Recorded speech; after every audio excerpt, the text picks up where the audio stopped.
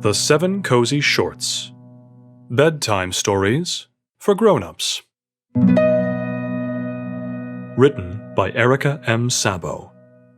Narration and music by Pat Mahoney. The Ghost of Prince Akhmose. Layla shifted in her sleep, and her eyes shot open. Her gaze locked on the man sitting in her chair, and her scream echoed through the small room. Akhmose was startled by her ear-piercing scream and stood up. "You can see me? How is that possible?" The second scream froze in Layla's throat, and curiosity took over fear when she realized the man was speaking the language that hadn't been spoken for thousands of years. They heard running footsteps, and Mara burst through the door with a baseball bat in her hand. What's wrong?" she shouted, looking around the room like a madwoman. Layla pointed in the direction where Akhmose stood. "There's a man in my room!" "Where?" Mara turned around, bat raised, ready to hit the intruder. "You don't see? He's standing right there!" Mara stared at the empty chair Layla was pointing at, but then she looked back at her in confusion. "There's nobody here!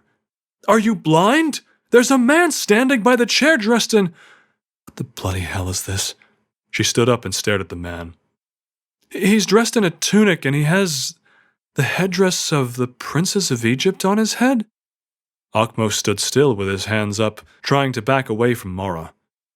His eyes glanced back and forth between them. Although the place didn't look at all like a palace, he was sure by the self-assured, authoritative manner of the 2 young women that they were definitely no servants. The Potion. Prologue. Cordelia, the high priestess of the Ravenwood Coven, stood before the altar lighting candles one by one. The room was dark, and the flickering candlelight cast eerie shadows on the walls.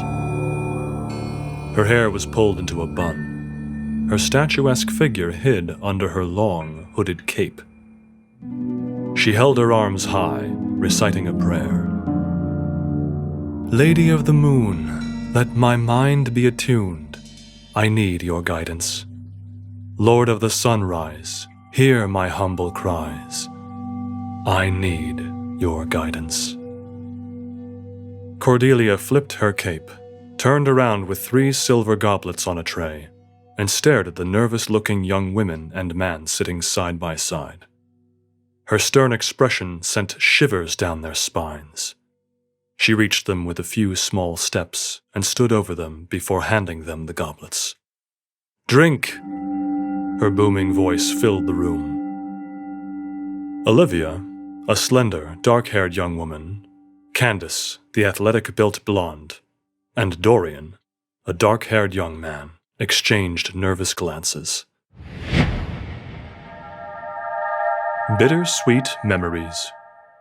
He then looked at Alana with a smirk on his face. "Skating with your eyes closed.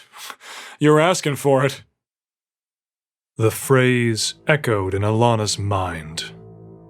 Something familiar tugged at the forefront of her memory at his words.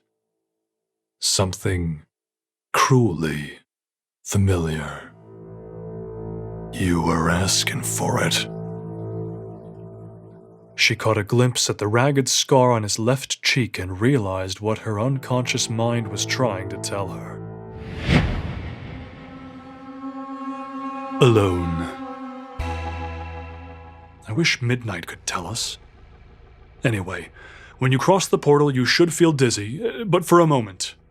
When your vision clears, everything is supposed to look normal. Don't forget, exactly 1 hour later, I'll open the portal when I've detected the signals emitting from both locators. Got it, Dad. I'm ready. Frank closed the door on the bubble with trembling fingers, sitting himself down in front of the monitors and the control panel. The machine started humming. When he pushed engage, his son and the fluffy black cat disappeared.